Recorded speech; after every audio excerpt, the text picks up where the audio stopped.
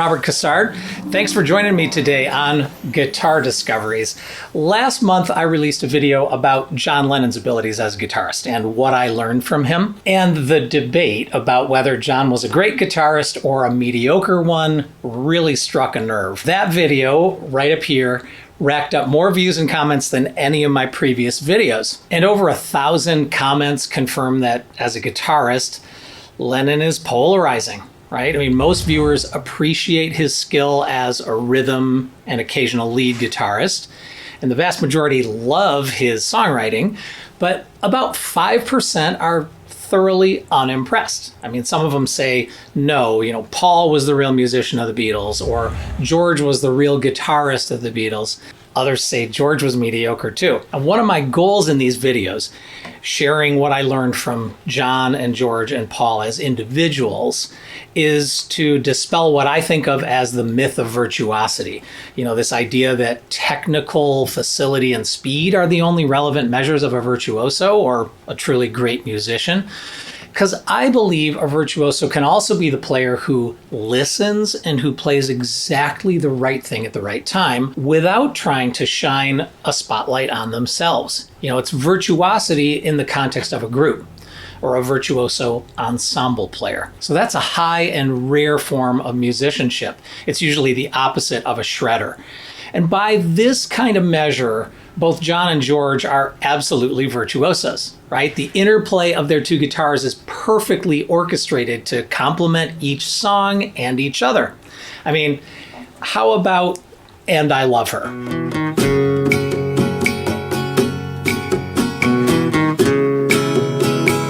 Or the way their guitars interweave in "I Feel Fine."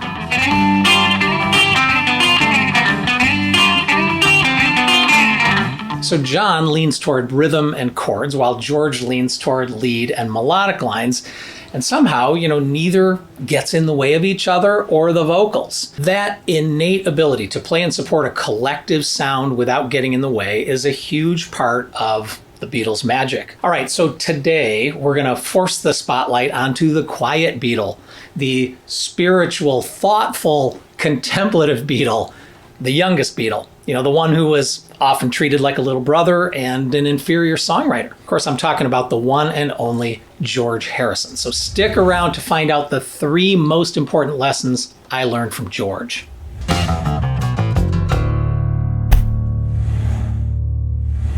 Hey, real quick, if you haven't yet, please take a moment to like, subscribe, and hit the bell so you'll know about future videos and find out what I learned from other great guitarists. Okay, George Harrison. As a singer, he's been called the invisible Beatle. And that's because he blends so well with Lennon and McCartney that his voice tends to disappear in their 3-part harmonies.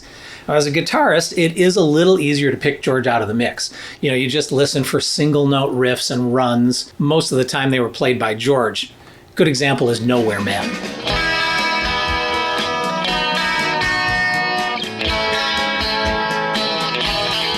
So George was the lead guitarist, but he never showed off.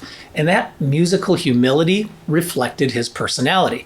And that's the first lesson I learned from George Harrison. Never overplay. George was a master at playing exactly the right thing at the right time. He had this natural ability as a guitar orchestrator.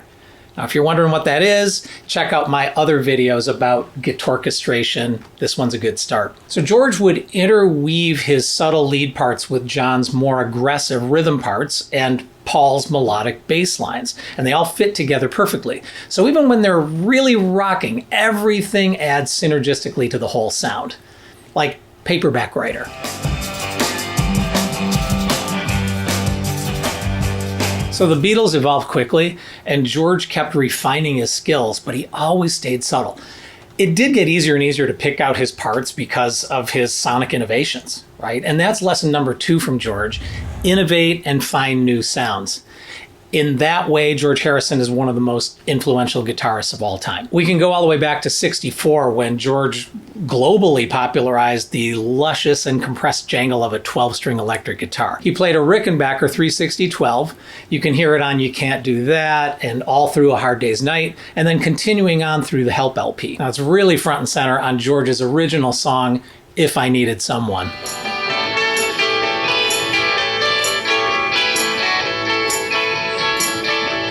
So already by 1965, that 12-string sound that George pioneered got picked up by Roger McGuinn of the Byrds. I mean, Mr. Tambourine Man, Turn, Turn, Turn, 8 Miles High. The 12-string electric really became the sound of the folk rock movement. All right, George's next new sound. In the spring of 65, the Beatles were filming the movie Help, and they got exposed to an East Indian band on set. You know, George started noodling around with one of the props. It was a sitar from India, and he was totally intrigued by the sound. And then after filming, he bought a sitar of his own and kept experimenting. A few months later, John asked George if he'd play sitar on one of his new songs. George agreed and became the first Western musician ever to play an Indian instrument on a pop record, as far as we know. And for a lot of us in the West, it was the first time we'd ever heard that exotic sound, right? The sound of the sitar, at least in this lifetime. Now, can you guess that first song? Of course, it's Norwegian Wood from Rubber Soul.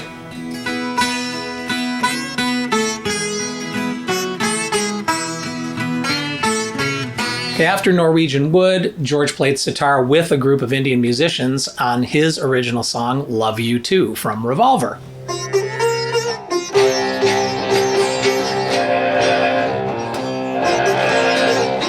Next, he played with both Indian and Western musicians on Within You, Without You from Sgt. Pepper's.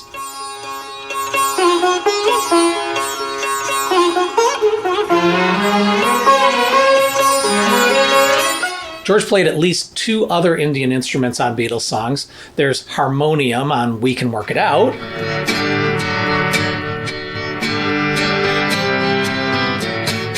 And a zither-like Indian instrument called a swarmandal on Within You, Without You, and Strawberry Fields. Unforgettably beautiful.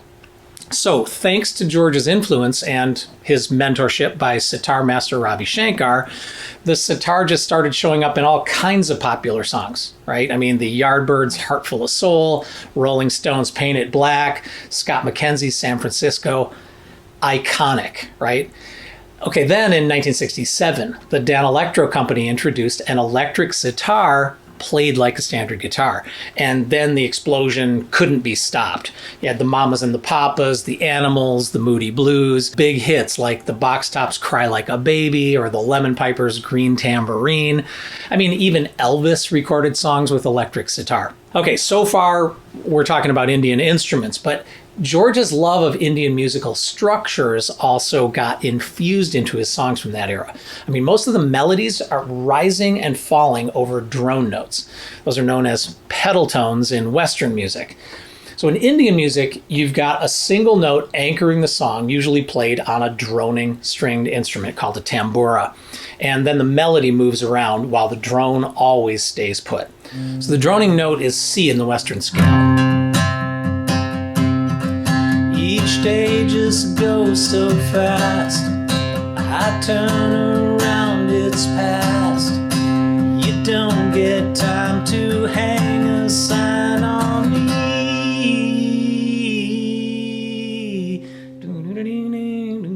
Love me while you can, before I'm a dead old man. You get the idea. So Within You, Without You from Sgt. Pepper's, drones on D flat. We're just up a half step, right?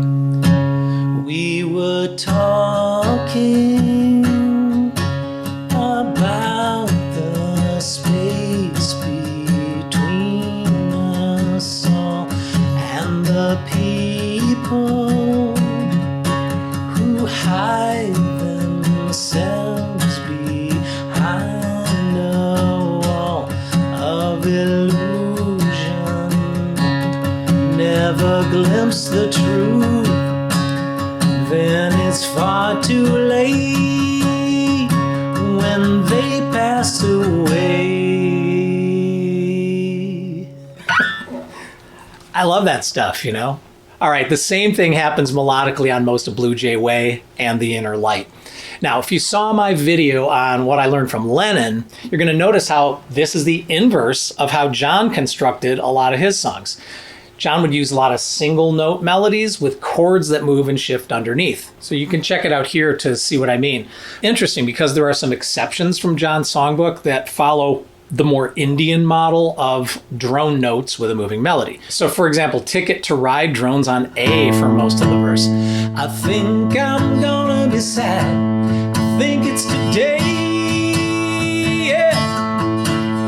The girl that's driving me mad. So that whole part is just an A drone, right? Norwegian wood is even more Indian influenced, right? John is playing acoustic. He's in the key of D with a capo at the 2nd fret. So the actual key is E. So E is the drone note that holds steady while that verse melody sort of waterfalls against it.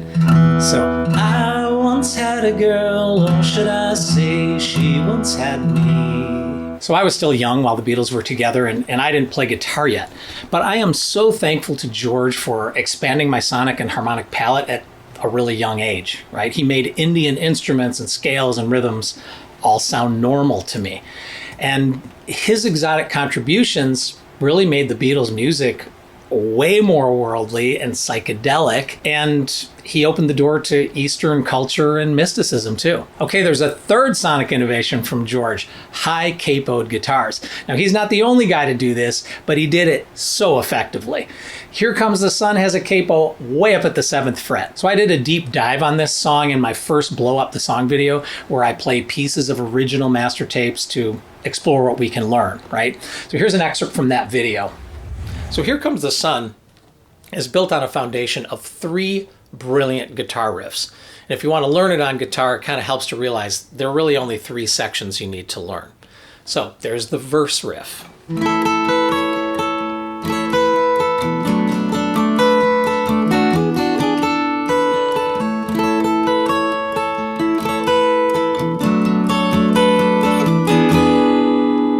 There's the chorus riff.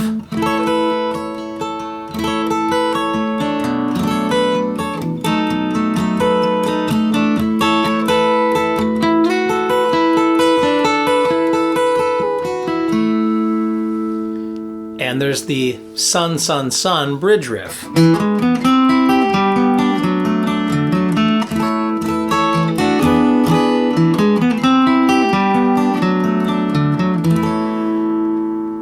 So to me, that guitar part feels kind of sunnier from being capoed up so high. All right, then from George's solo career, there's the song Run of the Mill. Again, capo at the 7th, right?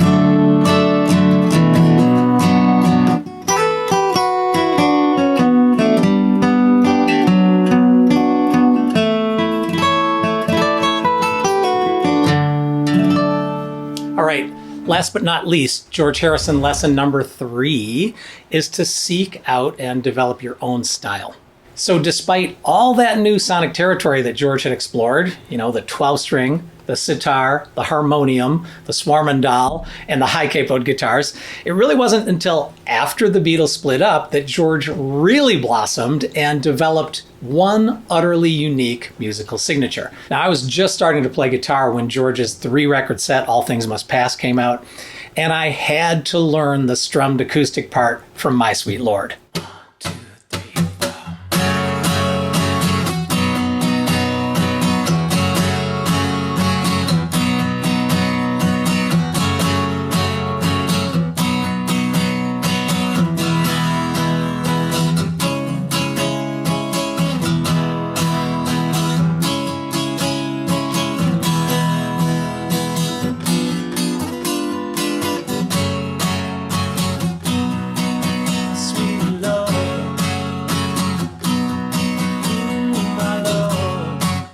So on the record, that was played by a small army of 4 guitarists. There was George, Eric Clapton, and the 2 guitarists from the group Badfinger.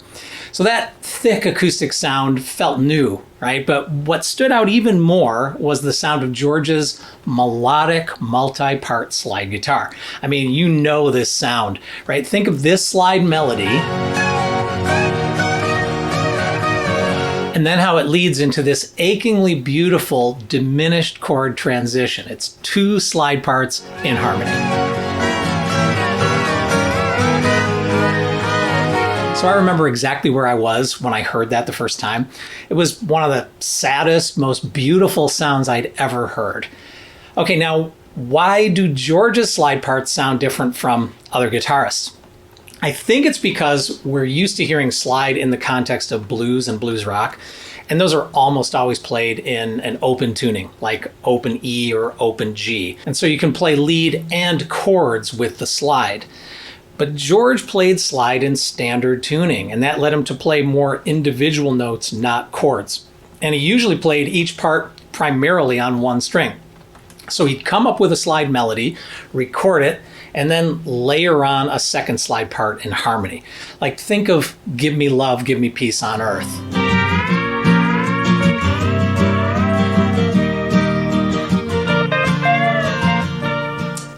That's the unmistakable sound of George Harrison. I mean, no one else sounds like that. You hear it all over his solo work and on his guest spots with artists like John Lennon and Ringo Starr, Badfinger. You can hear it on the supergroup The Traveling Wilburys, right? Okay, one final factoid. George loved playing slides so much that he took Rocky, his psychedelic painted 61 Fender Stratocaster, and he modified it. He raised the nut in the action so the slide would never touch the frets. And that freedom helped solidify his unmistakable style.